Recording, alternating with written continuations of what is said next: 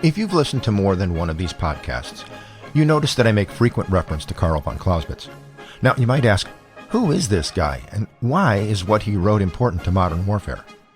I'll answer those questions in this episode of The Ancient Art of Modern Warfare. Welcome to The Ancient Art of Modern Warfare. I'm Chris Mayer, retired U.S. Cavalry Colonel and former instructor for the Army's Command and General Staff College. The primary purpose of these podcasts is to provide information I think every citizen should understand to participate in deliberations about war, not quite war, and what is necessary to end wars. I think that a key part of that is to understand what is enduring about war, and not to get sidetracked by others who think that modern weapons and use or misuse of those weapons change war's fundamental characteristics. For example, the use of armed drones is a new development, but I would argue it doesn't change the fundamental principles of war. And to make this point, I use military thinkers of past centuries who were able to maintain that distinction, separating enduring principles of war from the weapons and tactics of their time.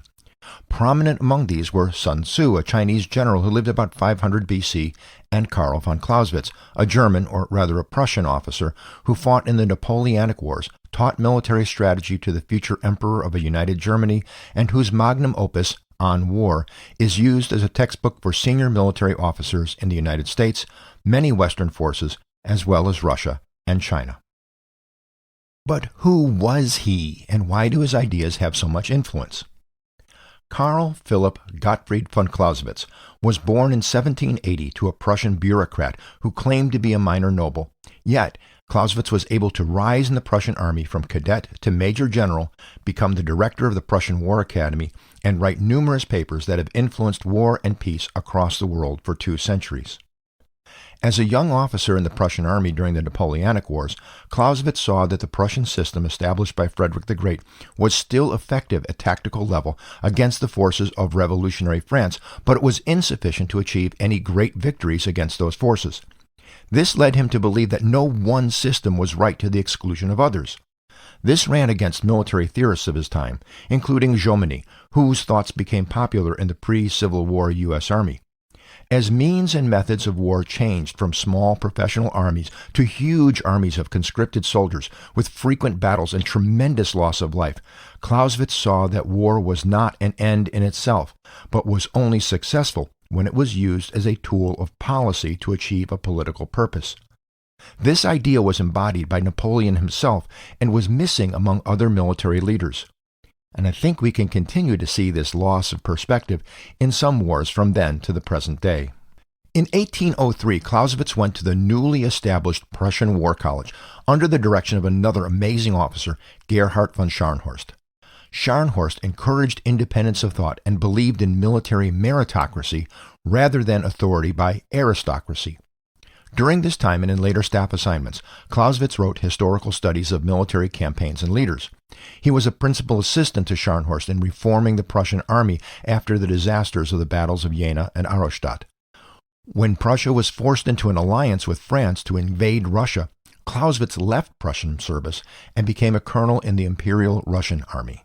He fought at the Battle of Borodino and helped negotiate the defection of the Prussian army from France to fight on the side of Russia and Great Britain. Later, he fought at the Battle of Wavre during the Waterloo Campaign, where 7,000 Prussian soldiers blocked 33,000 French troops from being able to reinforce Napoleon at Waterloo.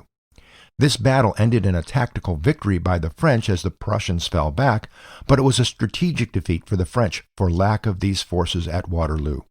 This concept of tactical defeat possibly leading to strategic victory was reflected in Clausewitz's later writings on the purpose of an engagement. After the wars, Clausewitz became director of the War College, providing time to write and teach. One of his students was the young Helmut von Moltke, future chief of the Imperial General Staff.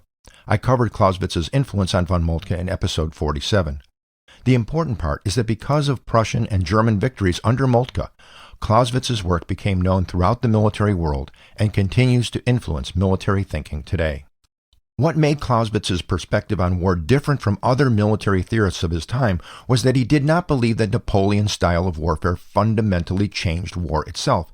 Instead, he looked at the campaigns of Caesar, the 30 Years' War, Frederick the Great, and others to separate out elements peculiar to each time and circumstance and to draw out the essential and timeless features of war. Clausewitz's thinking seemed to reflect other Enlightenment thinkers of his time, including Kant's particular philosophy of idealism. Clausewitz proposed an ideal form of war and battles, and then identified how real war would always fall short of that ideal, principally because war is fought by human beings. Now, not everyone is a fan of Clausewitz. He is difficult to read. His style reflects early 19th century Enlightenment philosophy.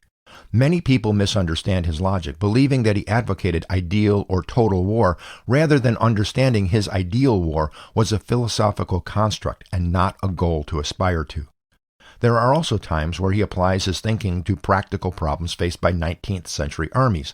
Again, some people then seem to take this as limiting his thinking to 19th century warfare rather than as an application of enduring concepts of war to that particular moment in time. I should also mention those who profess preference for Sun Tzu over Clausewitz, but I don't have time to go into that here.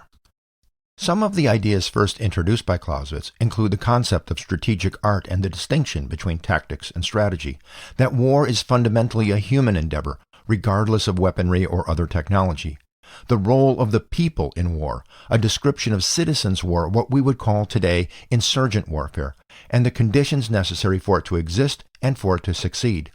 The notion of centers of gravity and the essential unpredictability of war captured in his sentence, "So long as I have not defeated the enemy, there is a chance that he might yet defeat me."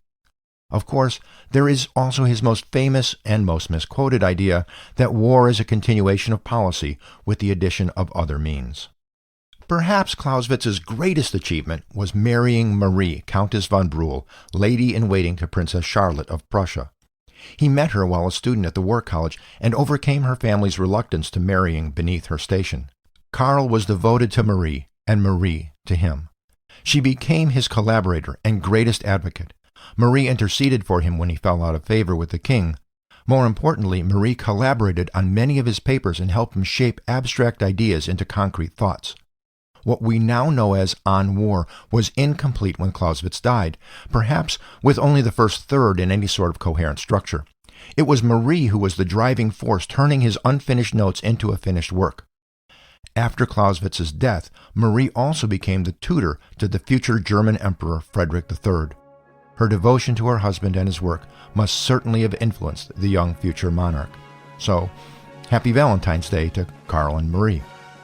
It is Clausewitz's identification of enduring principles of war apart from particular times and circumstance, yet applicable across time and circumstances, which make him relevant today.